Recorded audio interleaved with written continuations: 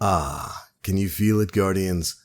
Love, or certainly something, is definitely in the air. What's going on, guys? My name is the Black Link, and tonight is Thursday, February 6th, 2020. It's time for another issue of the Bungie Weekly Blog, This Week at Bungie. And this week, we have got a lot of really interesting stuff to talk about. Of course, Crimson Days is coming next week. We got an awesome trailer showing that off, also confirming the best power couple in Destiny history. And you other people can absolutely be mad and hold that forever. Shax and Mara, baby. Canon and confirmed.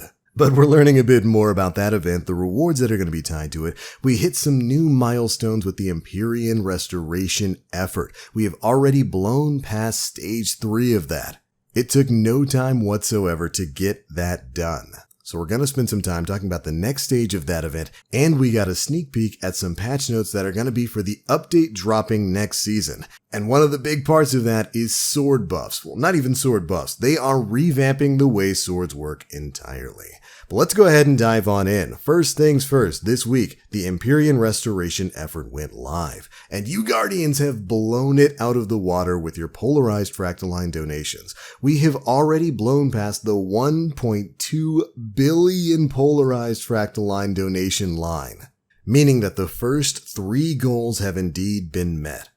But 1 billion Fractaline isn't enough for the foundation, and the next goal is currently in reach. Our next stop, 2.2 billion Fractaline donations.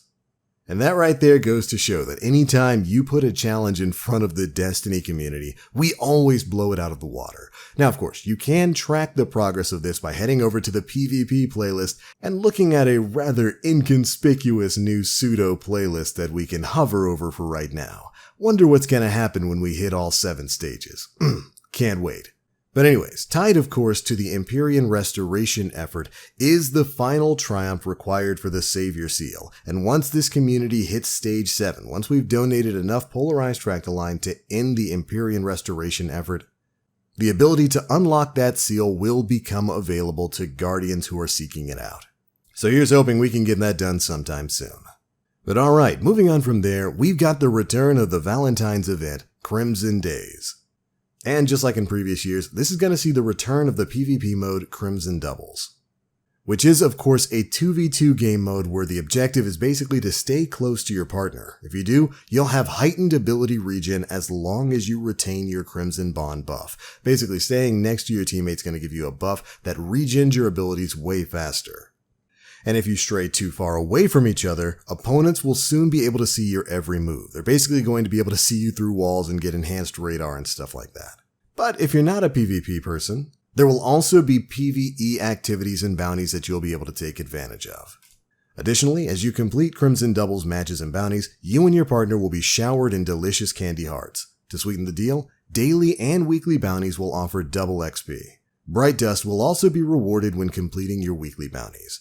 And as you begin to stockpile confectionery hearts, they can be exchanged with Lord Shax for Crimson Days themed rewards, including the 2 new exotic sparrows, which of course you can ride in tandem to show off the strength of your Crimson Bond. And if I can stop right there, fantastic. One of the biggest complaints about the way these events go is that all of the new exotic type stuff, like the ornaments and the ghosts and the sparrows and the ships, are always Eververse items. When instead, they should be items tied to the event themselves that you can earn by playing through the event. So I'm really happy to see here that by completing activities, completing these bounties, you're going to earn candy hearts that you'll be able to trade in for some of the exotic items directly from Lord Shax. Great change, Bungie. It's about time we started seeing that in events here. Anyways, if this is your first Crimson Days event, or you didn't earn enough hearts in years past, rewards from previous events will also be available to earn alongside the new sparrows. So if you missed out on some of the items from previous Crimson Days, you will be able to earn those along the course of this event. Additionally, spare confectionery hearts may be exchanged for warm-hearted gift packages containing Glimmer, with a slight chance for legendary loot. Once you've collected both sparrows and claimed the associated triumph, an exclusive emblem will also become available through Bungie rewards. So if you earn everything there is to earn over the course of Crimson Days with the exotic sparrows and all that kind of stuff, you're going to get access to a new emblem as well. Seems like there's going to be plenty of things to shoot for this time around, and I'm very happy that you're going to be able to get some of these hearts by completing PvE activities. Because of course, not everybody wants to play a 2v2 sweaty, butt-hugging game mode in the Crucible. Finally, of course, Eververse will feature many items from previous events for Bright Dust, including 2 new items exclusive to Crimson Days. And only 1 new item will be available for Silver only. The new Heartfelt Union multiplayer emote, which you get to see at the end of the Crimson Days trailer.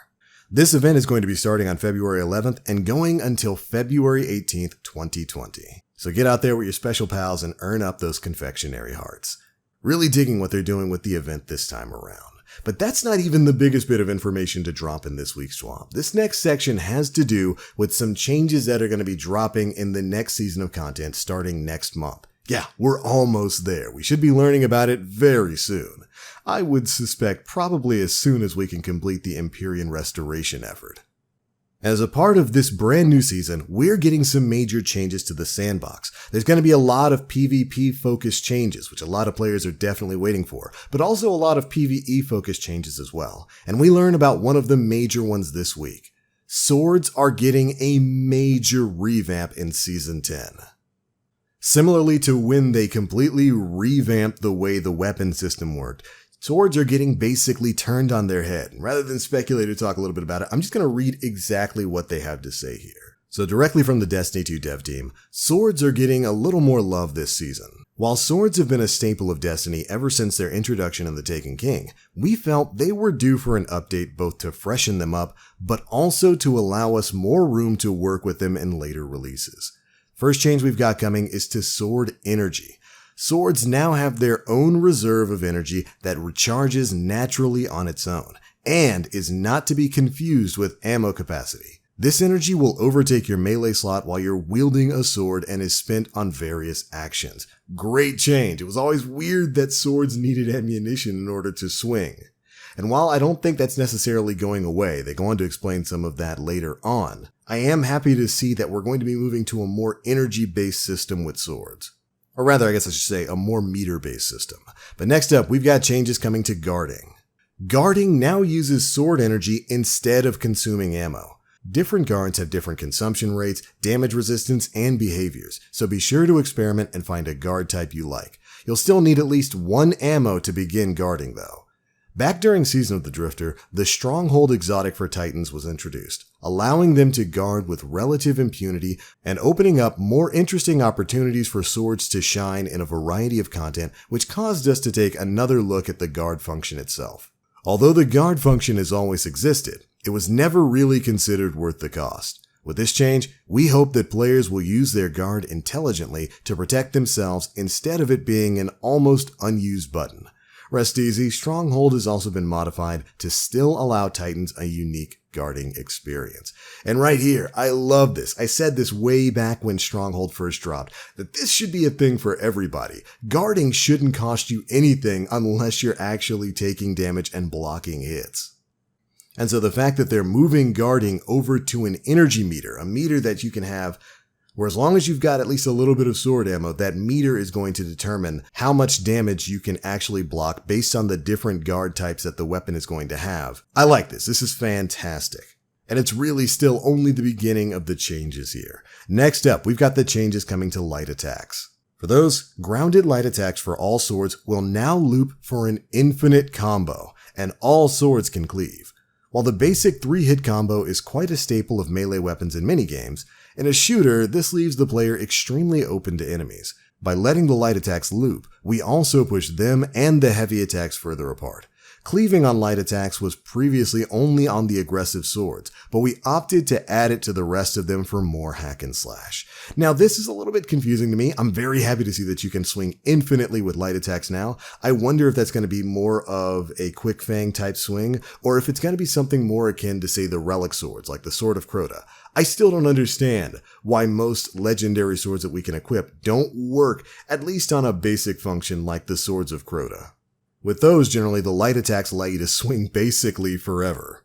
And I know I would certainly love that on legendary swords. But next up, we've got some changes also coming to heavy attacks. Heavy attacks now consume sword energy. While you are always able to perform a heavy attack, the attack is stronger when you have full energy or weaker when you don't. A lot of swordplay in many situations simply boil down to endlessly mashing the heavy attack button instead of mixing up attacks, which wasn't quite the most interesting experience. Do note that aerial heavy attacks as a general rule do not consume sword energy, but that can vary based on the sword. So as long as you have sword energy built up, remember it's going to be a meter that kind of replaces your melee bar, you're going to be able to perform these heavy attacks. Great change if you ask me, and if the more energy you have on that meter, the more power your heavy attack is going to have. Meaning swords are going to have much more utility in PvE going forward. Love it. Finally, we're going to talk about shield bypass. A portion of most sword attacks can now partially bypass elemental shields.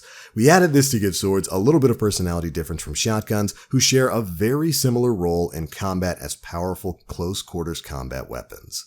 In general, swords have also had some of the damage amounts for different attacks changed, and the various sword perks have been adjusted, so you'll want to experiment a bit after the changes hit. We do hope you'll enjoy these changes. And I gotta say, with that last part there, with the sword, or shield bypass rather, this is coming straight from Bastion. It's basically going to do exactly what that gun does, where a portion of the damage that you're dealing with the sword is going to ignore enemy shields and directly attack their health. It's great on Bastion for stuff like match game nightfalls and whatnot, and I can see it being really powerful on swords. You already deal pretty heavy damage per heavy sword swings. Being able to bypass shields might make swords, I won't say a must-have in some of that in-game content, but they'll certainly have a place here.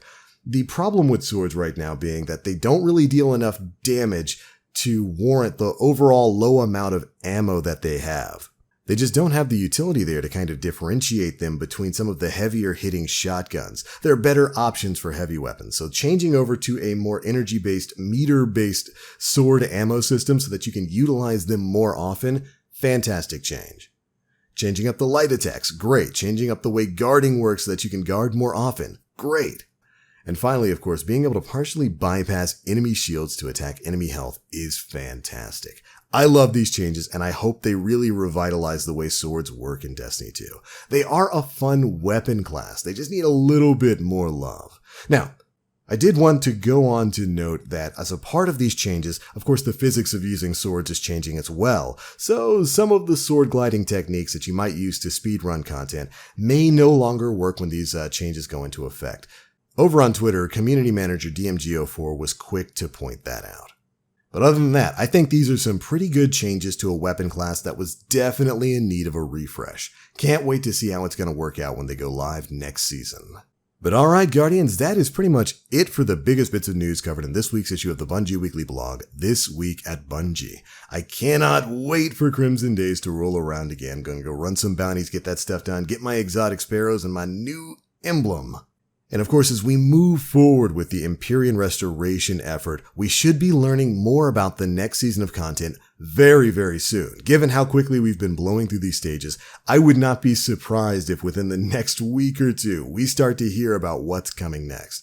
Definitely some exciting times in the world of Destiny 2 coming ahead. Here's hoping, man, next season, what I want is for it to be a Destiny 2 version of the Age of Triumph. If we can get Season of the Worthy to be just about revamping Year 1 and Year 2 content in Destiny 2, bringing back stuff like the Leviathan Raid, the Eater of Worlds, making it relevant to the light grind now, and moving on and adding new stuff from there, we could be in some pretty good shape. That's it. Those are my thoughts. Be sure to leave me yours down in the comment section below. How do you feel about all of this stuff? Make sure you let me know. If you enjoyed the video, feel free to drop a like, make sure you subscribe and hit that notification bell to stay up to date with all the latest stuff we're putting out.